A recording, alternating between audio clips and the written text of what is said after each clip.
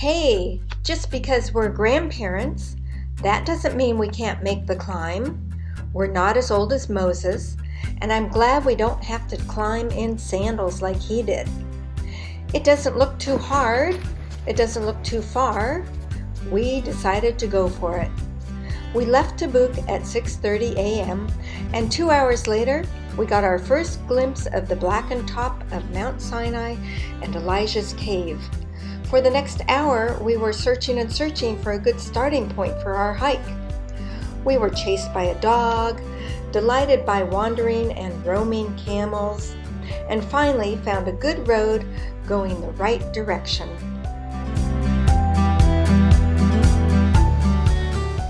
Our daughter and her husband did the climb 6 weeks before us. They began at Moses' altar, then climbed straight up to Elijah's cave. It took them 6 hours round trip. In my previous video, we were babysitting the grandkids, and I had an intense desire to make the trek ourselves. So this is our journey. Here is our hiking team. We are blessed to do this with another couple that is super excited just like us. So what is the significance of this Mount Sinai site in Saudi Arabia? According to the Bible, the Israelites left Goshen in Egypt around 1446 BC and made the 700-kilometer trip to Mount Sinai. They escaped the Egyptian Pharaoh and his 600 chariots chasing them as they crossed the Red Sea that God parted. And they arrived in Saudi Arabia and went by way of Elim and Rephidim, the site of Split Rock, and they arrived at Mount Sinai approximately 1.5 months after leaving Egypt. There, at the top of the mountain, the God of Abraham, Isaac, and Jacob spoke with Moses and gave him the 10 Commandments.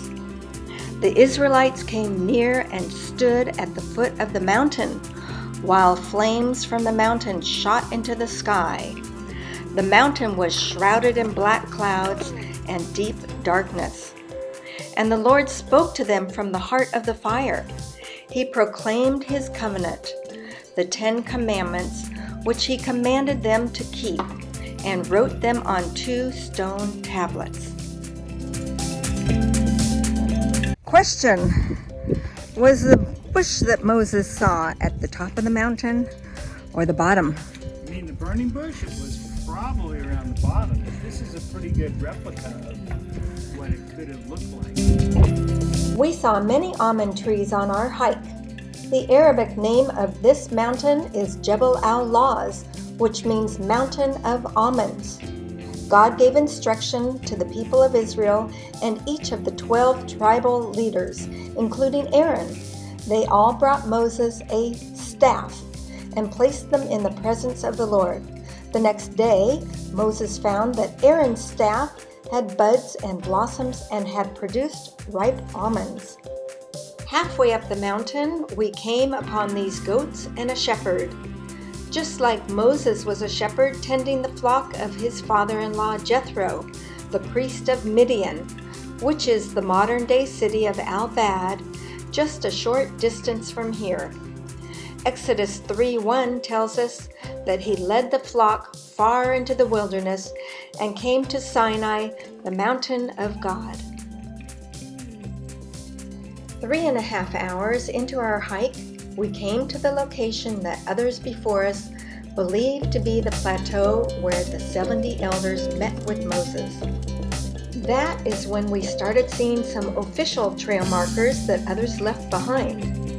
After 30 minutes of steep climbing, we were in awe as we saw more and more blackened boulders that had tumbled down from the mountain of God because the whole mountain trembled violently, as it says in Exodus 19. Mount Sinai was covered with smoke because the Lord descended on it in fire. The smoke billowed up from it like smoke from a furnace, and the whole mountain trembled violently. After trekking 4 hours at 7,000 feet high, we reached a definite borderline between the tan and pink rocks that then became totally black from the fire that God brought down on the mountain. The rock is black on the top. Look at that.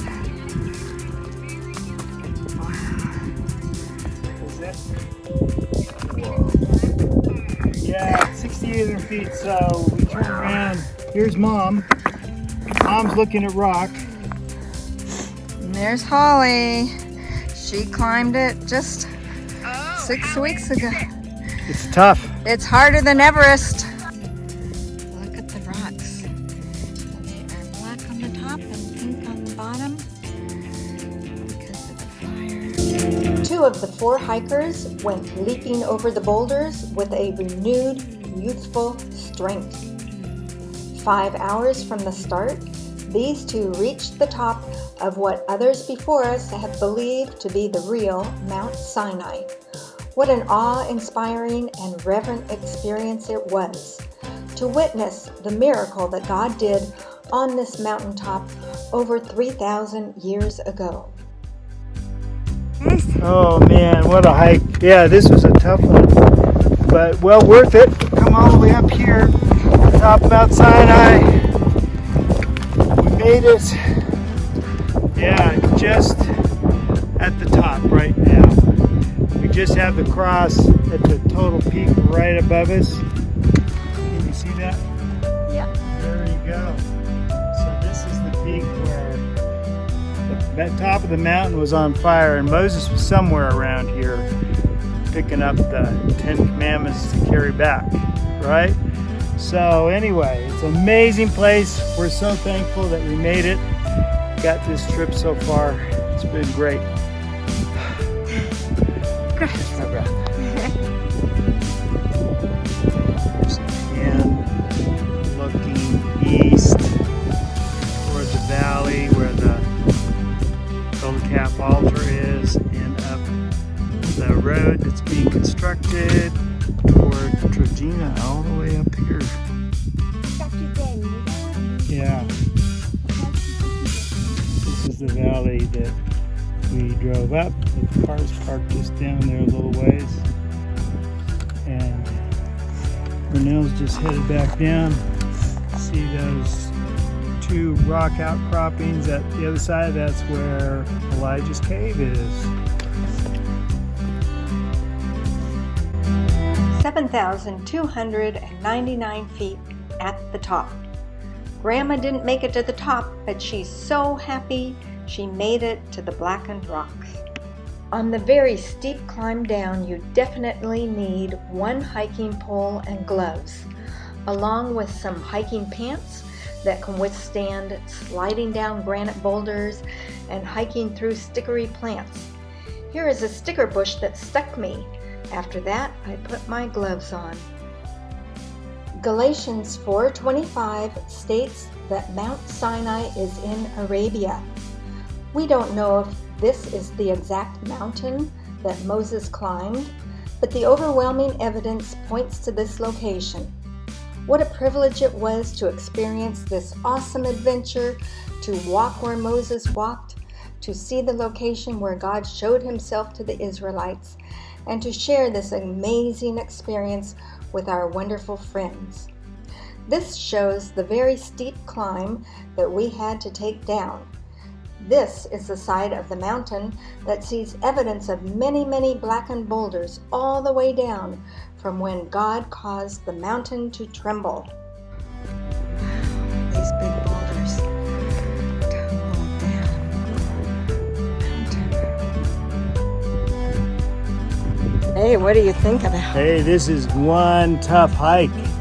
We've come down, we've done the whole 7 kilometers in 7 hours, and we probably got at least an hour to go and another couple kilometers, but we're getting down toward the bottom.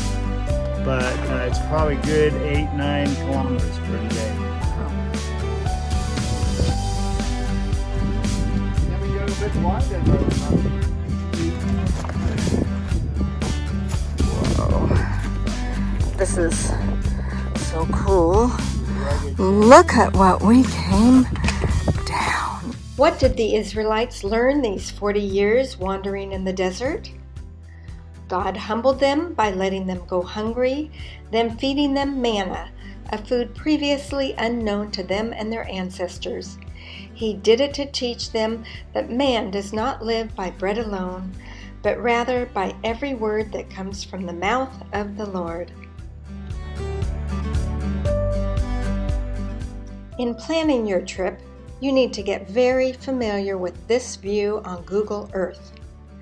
This map shows you the main road, where we parked, and our destination. I would love to hear from you of other faiths.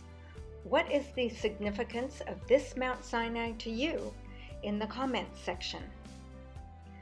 Thank you for joining us on this journey. Take care and God bless.